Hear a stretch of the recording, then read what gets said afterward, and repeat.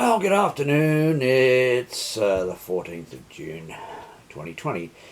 I'm calling this travel after COVID-19, but you can actually do a lot of it now. But within the state of New South Wales or within the state of Queensland, let's say. Now, as my $2.50 ticket travel group on Facebook was primarily around New South Wales, but it means anywhere in Australia and indeed the world. I'll just give you a couple of quick thoughts on this. I had a discussion with my friend John Macaroni, and he pointed out that, $2.50 tickets if you want to go from Sydney to Broken Hill. Is it worth going out to Bathurst and spending $50 for the night and then travelling on the train the next day to go to Broken Hill? I would suggest that it would be, because your Opal card is $2.50 maximum to Bathurst. You stay overnight. I go to the Victoria Hotel across the road from the railway station for about $50. And you already would have pre-booked a few days earlier by phone.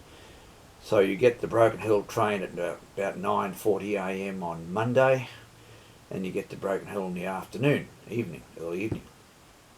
That'll cost you $2.50, so that's $5 altogether. Now, when you add in the accommodation, it must be still good value, because admittedly there would be a small number of trips that if you add in the accommodation, it would be just about the same as buying a through ticket at a concession fare. What I would suggest to anybody is phone up Trainlink and get the fare from Sydney to wherever you're going to go. Let's say Albury. Now, on the Opal card, you would go down on the train around 4 in the afternoon, get to Goulburn, stay overnight, and get the train in the morning and continue on to Albury. Now, that'll cost you $2.50 on your Opal and $2.50 from Goulburn to Albury. Now, if you put in $50 for the accommodation, you might need to look at what is the through fare. That's the only area that I'd ask you to do, is look into that.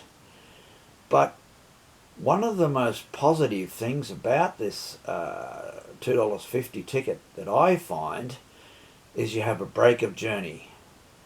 I know you could travel all the way from Broken Hill to Sydney. It's a very, very long day trip. I would always choose to stay overnight, and I do so at Bathurst, because you get that for $2.50, and then you got the next morning the Bathurst Bullet. There's two of them, one early, one about 5, I think it's 5:52, another one about 7:25. Well, I take it 7:25. Now, this applies in other areas of the state, but I'm using Broken Hill and Albury as examples, and I'm saying that's my only advice, is to check up what is the through economy class concession fare, and compare that to what you would pay on your accommodation and what you would pay on your $2.50. In other words, it'd be $5 to do Sydney to Broken Hill or Sydney to Albury. Then there are numerous other trips that can be done around the state of New South Wales. But if you're coming from Queensland, when they open the border, when they're good enough to open the borders, which they should do, constitutionally they should do anyway for a start. If you're looking at Tweed Heads to Casino for $2.50, and then the next day Casino down to Gloucester, you can get that for $2.50. The following day, you take a bus from Gloucester down to Broadmeadow and a train to Sydney. Now, that'll cost you another $5. So it'll be $7.50 from the border to Sydney, if you're looking at things that way. So you would need accommodation twice, Casino and perhaps Taree, or perhaps Gloucester. So you are looking at over $100 there. But let's just say you've either got the option of travelling on the $2.50 to casino and then half fare casino to Sydney,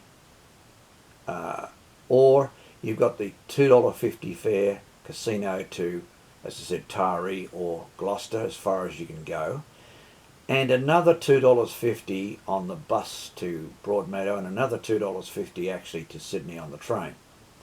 So you're looking at $7.50 in those three fares. Okay. There are many other things that we could discuss on the group, which I've enjoyed a great deal. I'm really hopeful that many of the members will get some benefit from other members who come up with options and concepts and so on. We really want to talk about tours, accommodation, and mostly train and bus travel within the group, but we can talk about air travel if that's useful and people want to do that. But I just mainly wanted to clarify those points about accommodation versus the $2.50 fare. I still feel overall that it is well worthwhile having and utilising.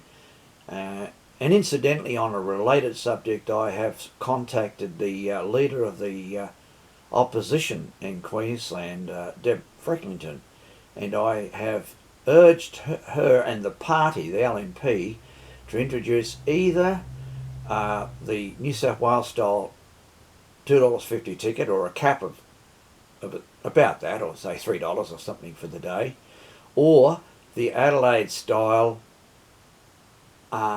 free travel off peak from 9 a.m. till 3:30 p.m. and then all day Saturday, Sunday and public holidays. And that is of great benefit in South Australia, as I said. Just concluding, I carry a Go card, and for Brisbane I carry a Opal card for Sydney, and I carry a Mikey card for Melbourne in the wallet at all times. So anyway, I hope it's been useful, and I welcome any civil and polite comments or questions and further discussion on the subject. So thank you for viewing.